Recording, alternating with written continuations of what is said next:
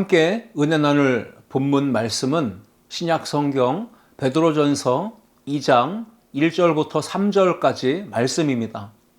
본문을 다 함께 읽겠습니다.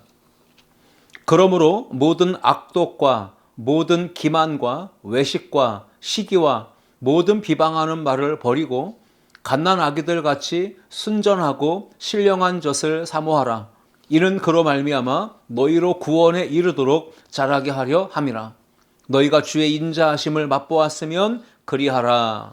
아멘. 함께 읽은 말씀을 가지고 작은 예수로 사는 제자, 오늘 5번째 은혜를 나누고자 합니다. 신앙생활은 예수 그리스도를 믿음으로 구원받아서 하나님의 자녀가 됨을 통해서 시작이 됩니다. 거듭나는 것, 우리가 구원받는 것은 믿음으로 되는 것입니다. 동시에 하나님의 말씀 그리고 예수 그리스도 성령의 능력을 힘입어서 우리가 하나님의 자녀된 삶을 출발하는 것, 이것이 바로 신앙생활의 시작입니다. 작은 예수로 사는 제자인 우리가 거룩한 삶을 추구하며 부르신 곳에서 사명을 감당하는 열정적인 신앙생활의 자세를 취해야 합니다. 믿음의 성장과 성숙을 위해서 지금보다도 더 열심을 다하고 열정 있는 신앙의 자세를 취할 때 하나님께서 우리 모든 성도들에게 크신 은혜와 사랑을 더하여 주실 줄 믿습니다. 똑같은 상황, 똑같은 어려운 문제를 만났어도 그 문제와 상황에 어떻게 반응하느냐에 따라서 그 태도와 자세에 따라서 믿음이 약해질 수도 있고 믿음이 강해질 수도 있습니다. 믿음이 어린아이와 같이 미숙한 신앙에 머물 수도 있고 장성한 성인의 그 성숙한 신앙으로 나아갈 수도 있는 것입니다. 돋보기로 태양의 열을 모으면 그 종이도 불태울 수 있는 힘이 생겨납니다. 마찬가지로 신앙생활에서도 우리가 하나님께 대한 우리의 사랑과 또 마음의 감동을, 열정을 다 모아서 집중하게 되면 그 어떤 일도 불가능할 게 없습니다. 하나님께 집중할 때, 열정을 다할 때 우리의 삶에 놀라운 변화와 하나님의 역사가 일어나게 될 줄 믿습니다.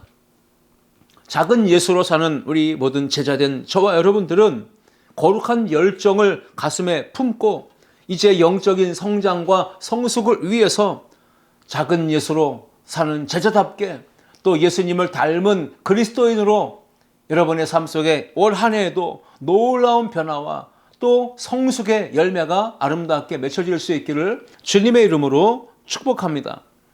건강한 신앙생활을 위해서 영적인 성장과 성숙을 위해서 우리가 어떻게 해야 할까요?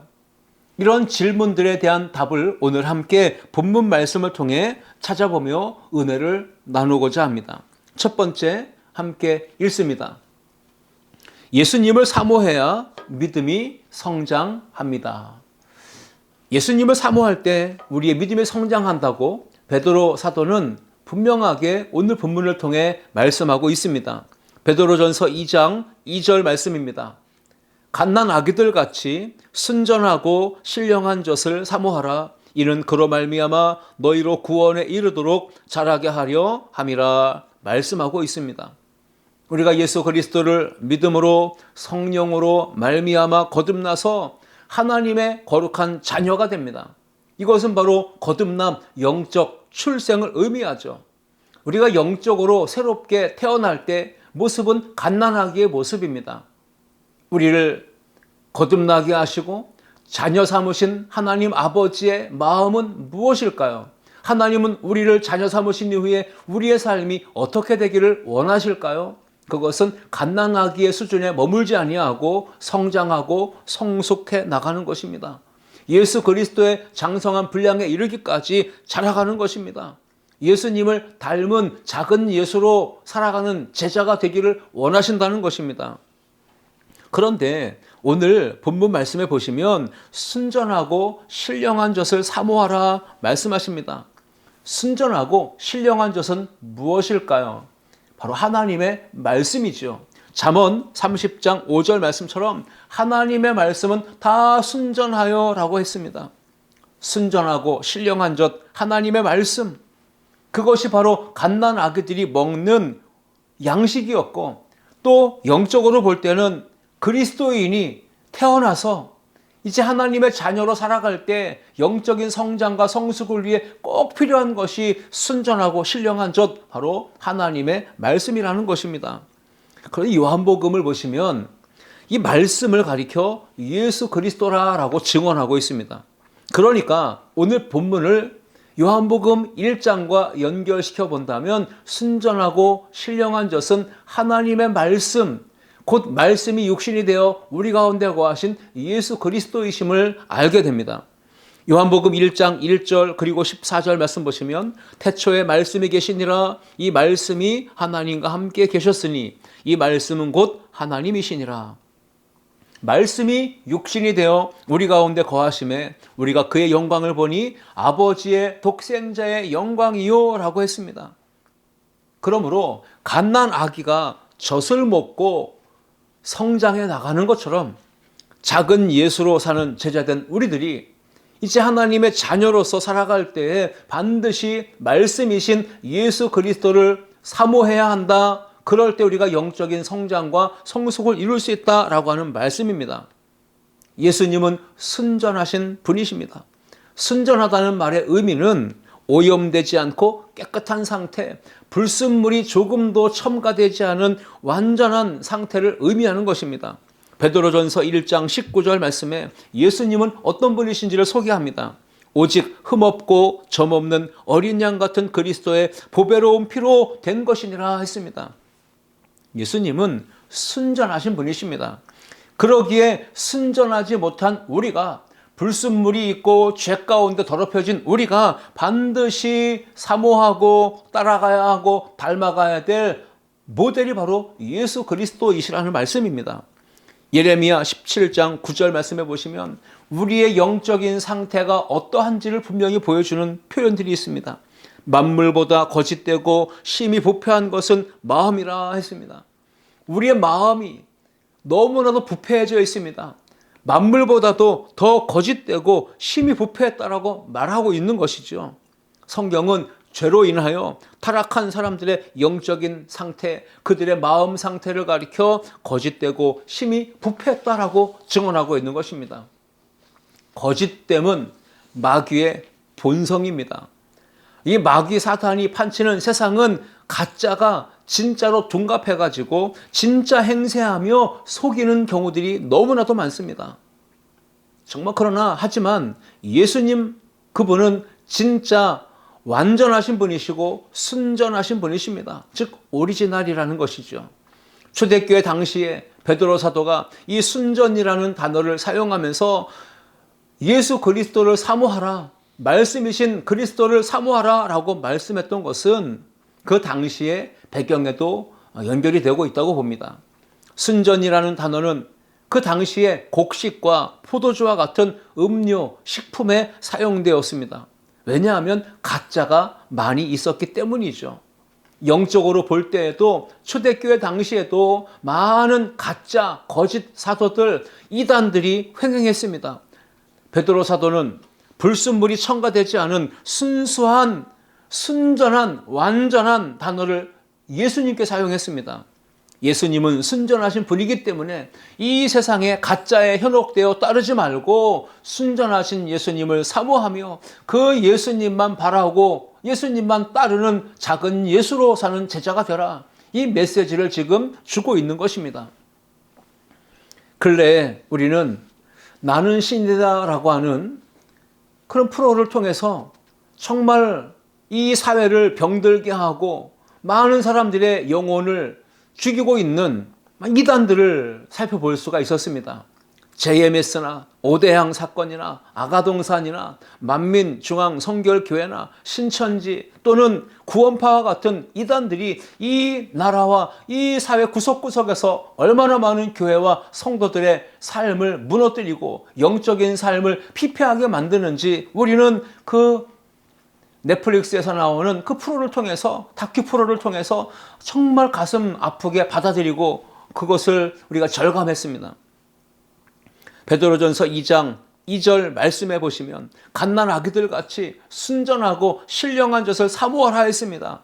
이는 그로 말미암아 우리가 구원에 이르도록 자라게 하는 것이 목적이라고 했습니다.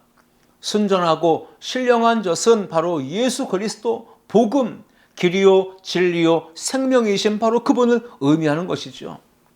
갓난 아기가 탈나지 않고 건강하게 성장하려면 반드시 순전하고 신령한 젖을 사모하고 그 양식을 취해야만 합니다. 만약에 해로운 것이 첨가된 가짜 우유, 몸에 해로운 불순물이 첨가된 그런 온전하지 못한 것을 먹으면 안 되지 않습니까? 마찬가지로 구원받아서 거듭난 성도들이 건강하게 영적으로 성장하고 성숙해지려면 가짜가 아니라 진짜 순전하고 신령한 젖 예수 그리스도 그분을 사모해야 하고 그분의 말씀을 먹어야 한다는 사실입니다. 순전하고 신령한 젖인 생명의 양식인 예수님을 사모해야지 다른 것, 가짜, 짝퉁, 모조품들을 사모했다가는 큰일 나는 것입니다. 가뜩이나 만물보다 거짓되고 심히 부패한 우리 몸과 마음과 영혼에 가짜가 첨가된다면 그때는 더 큰 일이 발생하지 않겠습니까? 우리의 믿음이 건강하게 성장하고 성숙해지려면 갓난 아기들처럼 순전하고 신령한 젖이신 예수님을 사모해야 합니다. 말씀을 사모해야 할 줄 믿습니다. 우리가 영적으로 성장해야 되는 이유가 뭡니까? 성숙해져야 되는 이유가 뭐죠? 바로 우리를 낳으신, 우리를 거듭나게 하셔서 자녀 삼으신 하나님이 그것을 가장 원하시고 그렇게 되는 것이 하나님의 기쁨이 되기 때문에 그런 것입니다. 가난아기들이 배고플 때 보이는 본능적인 반응은 우리가 다 알듯 젖달라고 떼쓰며 소리내서 우는 거죠. 배고픈 아기가 인간의 본능을 억누르면서 부모가 젖을 물려 먹여줄 때까지 가만히 누워서 점잖게 기다리는 경우를 보신 적이 있습니까? 한 번도 없을 것입니다. 여러분, 다 큰 어른도 성인도 배고프면 짜증이 나고 스트레스 받아서 화를 내고 그러는데 갓난아기는 말로 표현할 수 없으니까 울고 떼쓰는 것 아니겠습니까? 작은 예수로 사는 제자된 우리 성도들은 순전하고 신령한 젖이신 예수님을 갓난아기들처럼 사모해야 할 줄 믿습니다. 배고파서 젖을 찾고 우는 아기들처럼 엄마의 품을 또 찾는 아기들처럼 우리는 예수님을 간절히 찾고 또 사모하며 그 말씀을 먹음으로 영적인 성장과 성숙을 이루어가야 하는 것입니다. 시편에는 갓난 아기들처럼 순전하고 신령한 젖을 사모했던 믿음의 사람 다윗을 소개하고 있습니다. 다윗은 시편 42편 1절에서 이렇게 고백합니다. 하나님이여, 사슴이 시냇물을 찾기에 갈급함같이 내 영혼이 주를 찾기에 갈급하니이다 했습니다. 갓난아기라는 표현 대신에 다윗은 목이 마른, 그래서 갈급하여 헐떡거리는 사슴으로 자신의 영적인 상태를 표현했습니다. 그렇습니다. 우리가 이러한 모습으로 주님을 사모하고 또 간절히 찾아야 한다는 사실을 우리에게 교훈하고 있는 것입니다. 예수님을 사모한다는 것은 적당히 대충 하는 것이 아닙니다. 열정을 품고 목마른 사슴처럼 갈급해서 간절히 찾고 또 찾는 것을 의미합니다. 예수님께서 길을 가실 때 두 소경이 고침받는 기적이 일어났습니다. 그때 소경들은 간절히 사모하는 마음을 표현했습니다. 마태복음 20장 30절에 보시면 맹인 두 사람이 길가에 앉았다가 예수께서 지나가신다 함을 듣고 소리질러 이르되 주여 우리를 불쌍히 여기소서 다윗의 자손이여 하니 라고 했습니다. 이 두 맹인은 예수님이 어떤 분이신지 소문을 들어 알고 있었습니다. 그런데 능력의 예수님, 기적을 일으키시는 예수님, 모든 질병을 고치시는 그 예수님이 지금 앞으로 지나가고 계신다 하는 말을 들었을 때 그들은 반응하기 시작했습니다. 그 예수님에 대해서 가졌던 그 간절한 기대와 소망이 이루어지기를 원하면서 다윗의 자손 예수님, 우리를 불쌍히 여기소서라고 외쳤던 것입니다. 믿음으로 반응을 보이는 것입니다. 열정을 품고 움직인 것입니다. 그때 많은 사람들이 꾸짖습니다. 조용하라. 왜 이렇게 시끄럽게 소리를 지르느냐라고 나무랐지만 그들은 더 크게 소리를 지르며 주여 우리를 불쌍히 여기소서, 다윗의 자손이여 불쌍히 여기소서 외치며 주님 앞에 열정을 품고 나아갔을 때 예수님은 그들의 눈을 뜨게 하시고 그들의 인생의 새로운 삶을 살아가도록 은혜를 베풀어 주신 줄 믿습니다. 기회를 놓치지 않는 것, 그 기회를 붙잡고 하나님의 역사를 체험하기 위해 열정을 가진 태도로 임했던 것이 그들의 삶을 새롭게 만드는 기회가 된 것입니다. 예수님을 사모하는 것은 성격이나 성향에 따라서도 달라질 수 있을 것입니다. 그러나 예수님을 사모하는 건 우리에게 있는, 모든 인간에게 있는 영혼을 갈망하는 바로 본능적인 것에서부터 나오는 것입니다. 갓난 아기들 같이 여러분 아무리 내성적인 성향을, 성품을, 성격을 가진 아이라도요, 배가 고프면 소리를 내서 본능적으로 젖달라고 울고 떼쓰는 것이 당연한 것 아니겠습니까? 주변 사람들의 시선 의식하지 않죠. 자신의 체면 따지지 않습니다. 본능적으로 울부짖는 것이 바로 갓난 아기들의 부르짖음입니다.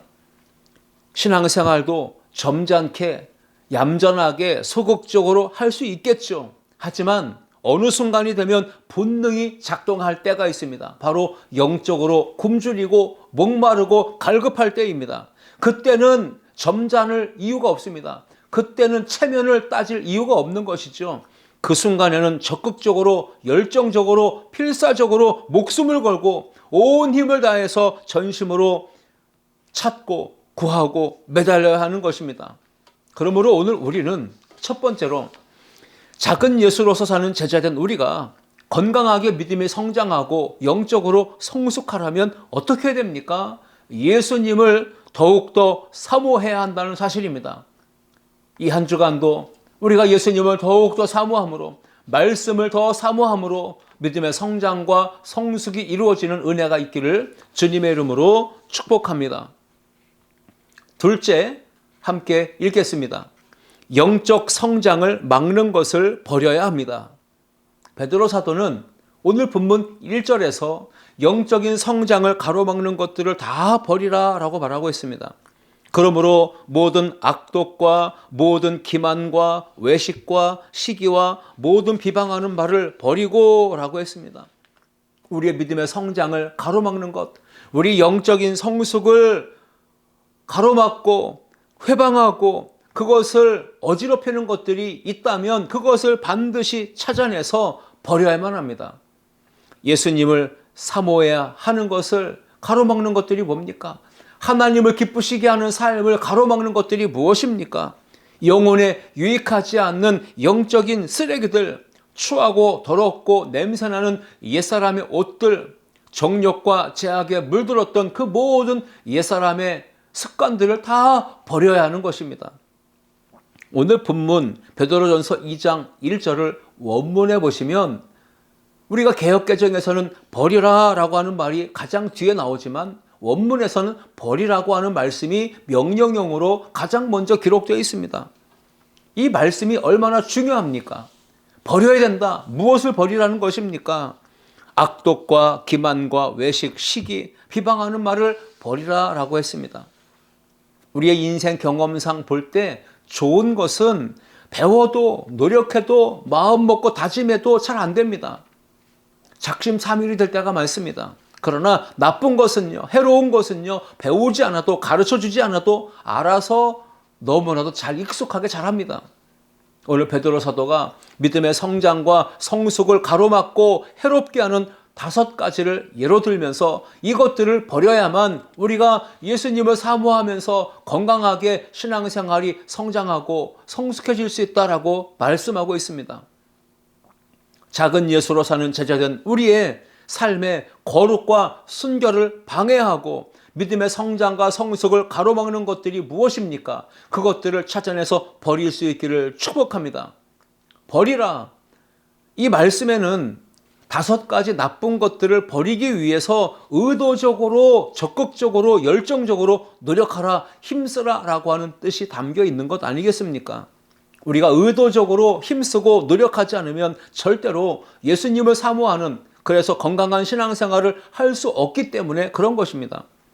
베드로 사도가 이렇게 성도들에게 편지를 썼다는 것은 이런 것들을 여전히 버리지 못하고 끊지 못하고 신앙생활을 하고 있는 성도들이 있었다는 것을 반증으로 보여주는 것입니다. 예수님을 믿고 구원받아서 작은 예수로 사는 제자가 된 우리 모두가 정말 이제는 새로운 출발을 하지 않았습니까? 변화된 삶을 살기 위해 새로운 출발을 시작했다면 이제는 끊어버려야 될 것이 있습니다. 이전에 과거에 죄의 종로로 타던 옛사람이 행하던 그 모든 악에서 이제는 끊어내고 잘라내고 버려야 거룩한 삶을 살면서 영적으로 성장, 성숙할 수가 있는 것입니다. 여러분, 버리라라고 하는 이 명령행의 말씀에는요, 거룩을 방해하고 또 가로막고 있는 5가지 나쁜 것들을 완전히 뿌리 뽑아 제거하라는 뜻이 담겨 있기도 합니다.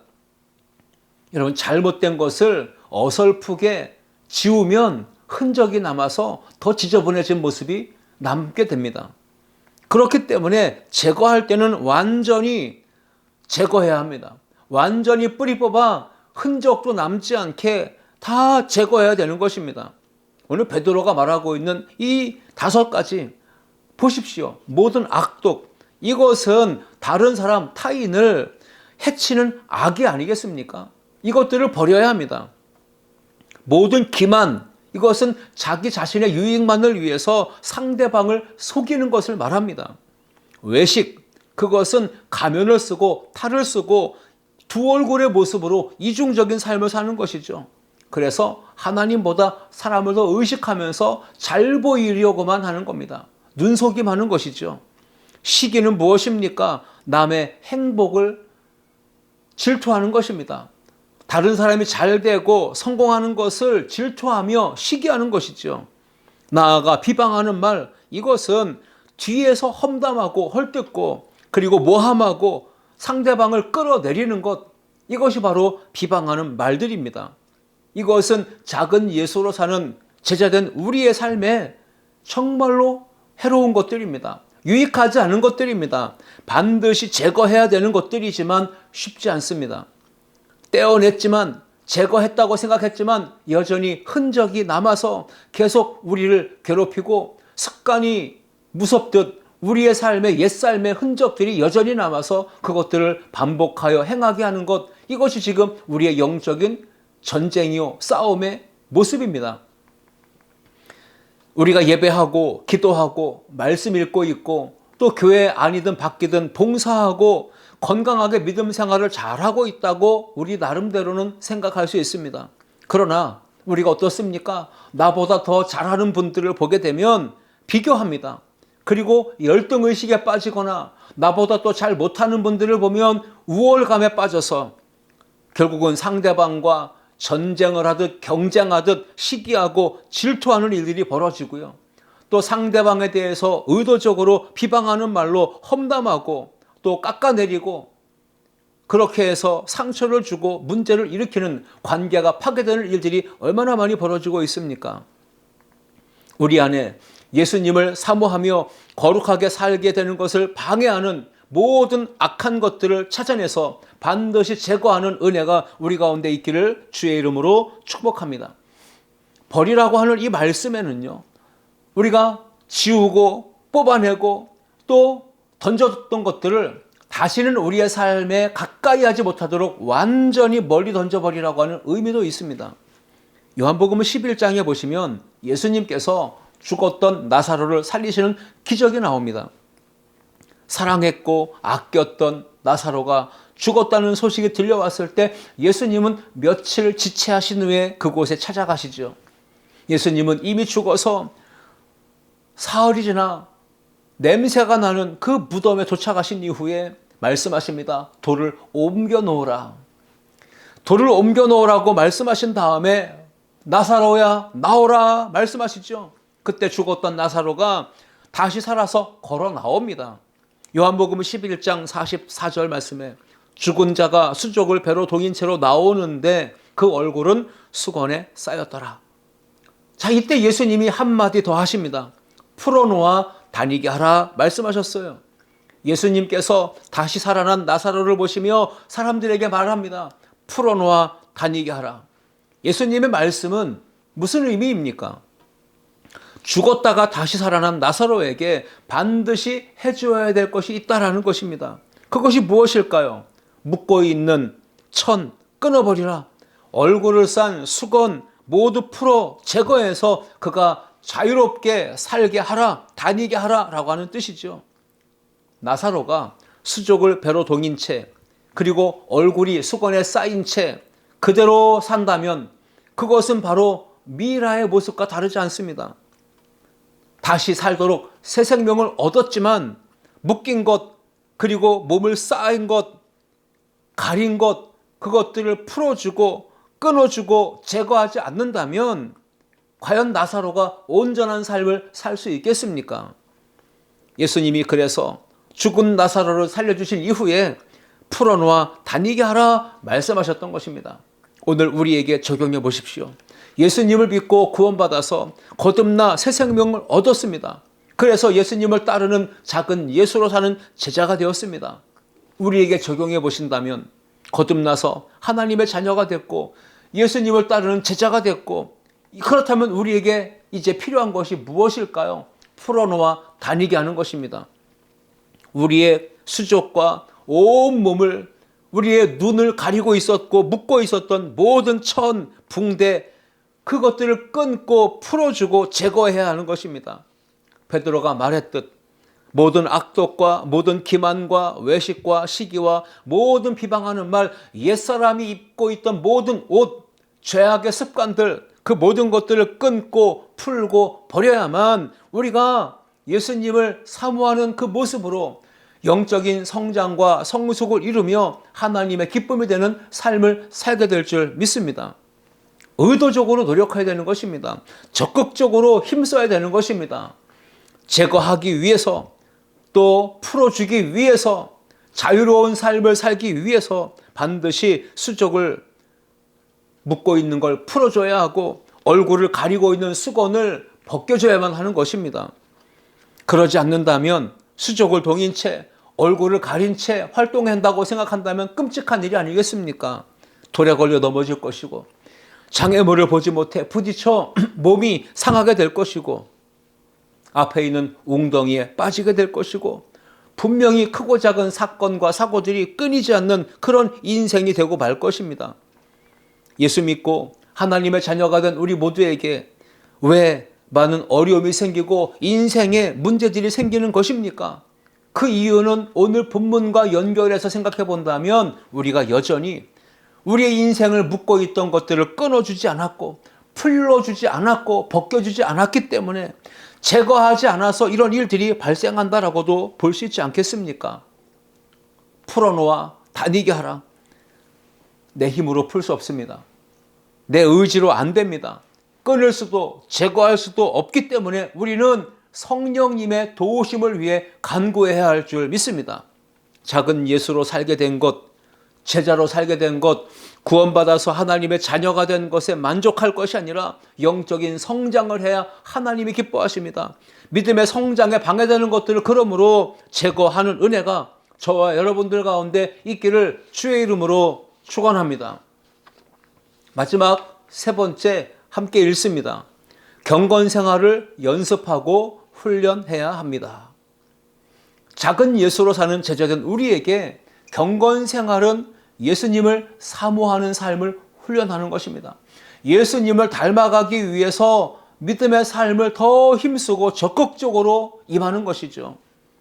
노력하지 않아도 저절로 쉽게 잘 되는 것이라면 우리가 굳이 이렇게 기도하고 또 신앙생활에 몸부림칠 일이 뭐가 있겠습니까? 예수님을 사모하는 신앙생활, 말씀, 묵상과 경건의 생활이 그냥 자연스럽게 되는 것이라면 굳이 설교 시간에 이것을 강조할 이유가 무엇이 있겠습니까? 신앙생활에서 이것만큼 중요한 게 없는데 이것이 마음 먹고 의지되는 대로 노력하고 힘쓰는 대로 잘 되지 않기 때문에 우리는 예수님을 사모하는 이 신앙생활, 신령하고 순전한 저지신 말씀이신 예수님을 사모하는 이 삶을 우리가 얼마나 중요하게 여겨야 하며 그것을 위하여 더 열심히 힘쓰고 애쓰고 노력하고 연습하고 훈련해야 된다는 사실을 오늘 본문은 우리에게 가르쳐주고 있는 것입니다. 베드로전서 2장 2절과 3절 말씀에 갓난 아기들 같이 순전하고 신령한 젖을 사모하라. 이는 그로 말미암아 너희로 구원에 이르도록 자라게 하려 함이라 했습니다. 3절도 말씀하시죠. 너희가 주의 인자하심을 맛보았으면 그리하라. 우리가 누굽니까? 예수 그리스도를 믿음으로 또 하나님의 크고 놀라우신 사랑, 영원토록 변함이 없으신 한결같으신 그 하나님의 사랑, 인자하심으로 인하여 우리가 죄 가운데서 구원받아 하나님의 자녀가 되는 은혜를 입었다면 우리가 그리하라는 것입니다. 하나님의 은혜로 구원받아 작은 예수로 사는 제자가 되었다면 경건생활, 예수님을 사모하는 믿음생활, 그것을 더 힘써서 애써서 훈련하고 연습해서 그리스도의 완전에 이르라, 영적인 성장과 성화를 이루어 가라 말씀하고 계신 것이죠. 예수님을 사모하는 신앙생활, 목적은 믿음의 성장과 성숙입니다. 그런데 그 훈련과 연습을 얼마나 해야 되는 것일까요? 연습하는 특별한 방법이 있습니까? 훈련하는 시간이 정해졌습니까? 그렇지 않잖아요. 신앙생활은 단기 속성 코스가 없잖아요. 매일 지속해서 성경을 읽어야 하고요. 매일 영적으로 깨어서 쉬지 말고 기도해야 하고요. 늘 은혜 충만한 삶을 살기 위해서 성령의 도우심을 힘입어야만 하는 것 아니겠습니까? 이것이 신앙생활의 성장과 성숙을 위한 유일한 방법입니다. 작은 예수로 사는 제자된 우리에게 쉽고 편안한 사명의 길, 신앙의 길은 없습니다. 그저 십자가의 길을 따라서 걷는 것 외에는 뭐가 있겠습니까? 그러므로 예수님을 사모하는 데 있어서 걸림돌이 되고 믿음 성장에 있어서 장애물이 되고 영적인 성장과 성숙을 방해하는 모든 것들을 과감하게 끊어버리고 제거하기 위해서 우리에게 필요한 것은 연습과 훈련입니다. 계속해서 꾸준히 말씀을 읽는 것, 늘 깨어서 기도하는 것, 경건생활을 위해 예배하며 찬양하며 감사하며 주님 부르신 사명의 자리에서 충성을 다하는 것, 이러한 삶을 연습하고 훈련하는 것, 이것 밖에는 다른 방법이 없다는 것입니다. 우리 안에 여전히 모든 악독과 모든 기만과 외식과 시기와 또 비방하는 말들이 있다면 그것은 우리의 상태가 어떻다는 것입니까? 더 많이 경건 생활에 힘써야 되고 연습해야 되고 훈련해야 된다는 것을 보여주는 사인인 것입니다. 피아노의 대가인 루빈스타인은 이렇게 얘기했습니다. 하루를 연습하지 않으면 내가 알고, 이틀을 연습하지 않으면 아내가 알고, 사흘을 연습하지 않으면 청중이 한다라고 했습니다. 그렇습니다. 신앙생활도 그리스도인의 경건생활도 믿음의 실력에서도 마찬가지라고 봅니다. 만약 우리가 예수님을 사모하는 이 신앙생활, 경건생활을 하루 멈추고 하지 않게 되면 누가 먼저 할까요? 내가 먼저 할 것입니다. 만약 기도와 말씀 묵상, 예배와 찬송, 감사생활, 이 경건생활을 하루 쉬게 된다면 내 자신이 가장 먼저 알게 될 겁니다. 그 하루는 실수와 실패가 계속될 것이기 때문입니다. 그리고 이틀을 경건생활을 하지 않고 영적인 삶을 쉬게 된다면 나의 가족이, 내 주변인들이 알게 될 것입니다. 우리의 얼굴 표정을 보는 가족이, 우리의 언어와 행동을 보는 주변의 동료와 지인들이 다 알게 될 것입니다. 우리가 경건생활을 게을리하고 영적인 성장과 성숙을 위한 훈련을 또 멈추게 된다면 자연스럽게 신앙생활의 감각이 무뎌지게 됩니다. 그리고 하나님과의 친밀한 관계와 사귐도 멀어지게 될 것입니다. 그래서 말씀 묵상하고 늘 깨어서 기도하고 성령으로 충만하지 않으면 우리 안에는 계속해서 죽지 않은 옛사람의 본성이 꿈틀꿈틀 되살아나게 됩니다. 그래서 상대방에 대해, 이웃과 친구에 대해서 시기하는 마음, 비방하는 말을 쏟아내게 되는 것이죠. 남을 속이고 마음에 상처를 주는 말을 쏟아냅니다. 예수님을 사모하는 경건생활, 영성생활을 끊임없이 연습해야만이 이 모든 문제에서 우리가 승리를 할 수가 있는 것입니다. 더 연습하시고 더 훈련하는 데 힘써서 예수님을 닮은 그리스도인으로, 주님을 닮아가는 작은 예수된 제자된 우리가 다 되실 수 있기를 주님의 이름으로 축복합니다. 예수님을 사모하는 경건생활을 열심히 연습하고 또 훈련해야 되는 것 당연하지만, 그것을 한 번, 두 번 하다가 어느 순간 또 마음이 힘들고 몸이 지치고, 그렇게 되면 영적인 삶에 또 문제가 발생하게 됩니다. 우리가 원하는 대로, 뜻하는 대로 이것이 잘 안 이루어지면 마음에 낙심이 되고, 그리고 자포자기하고 의욕을 상실하고 결국은 신앙생활을 포기해야 될까, 이런 생각도 갖게 될 때가 올 수 있습니다. 그렇기 때문에 우리는 더욱더 이 한 주간도 깨워서 기도하고 성령 충만의 능력을 힘입어야 할 줄 믿습니다. 우리 혼자서의 힘으로 안 됩니다. 그렇기 때문에 하나님의 임재가 경험되는 예배의 자리를 사수하셔야 되고요. 늘 깨어 기도하는 그 무릎을 꿇는 자리를 사모하셔야 되고요. 하나님의 음성을 듣는 말씀이 임하는 자리를 사모하셔야 합니다. 찬양하고 그리고 감사하는 삶을 살려고 몸부림쳐야 되고요. 성령님의 능력을 경험할 수 있는 그러한 복된 자리를 더 찾아 나가야 되는 것입니다. 이러한 자리를 사모하며 열정을 가지고 힘쓰고 애쓰고 훈련하고 노력할 때 우리의 신앙생활, 영적인 씨름에서 반드시 승리하게 될 것이고, 믿음은 성장하고 성숙해져서 성화되어진 삶으로 하나님 아버지의 기쁨이 되고 주님의 영광을 드러내는 복된 삶을 살게 될 줄 믿습니다.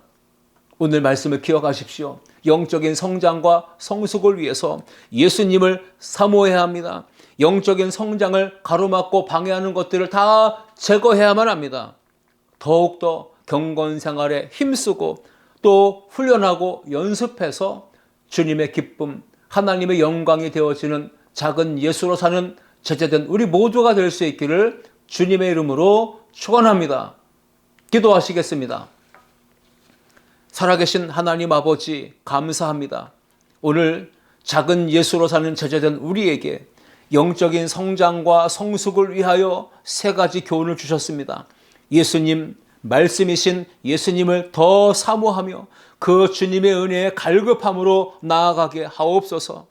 우리의 영적인 성장과 성숙을 가로막는 모든 옛사람의 성품과 습관들, 그 악한 것들을 다 끊어내버리게 하여 주옵소서. 경건생활을 힘쓰되 포기하지 말고 인내하며 끝까지 나아가게 하시고, 연습과 훈련의 반복을 통하여 그리스도의 장성한 분량에 이르기까지 장성하여 완전한 구원을 이루는 우리 모든 성도들이 되게 하여 주옵소서. 감사와 찬양 올려드리며 예수님의 이름으로 기도하옵나이다. 아멘.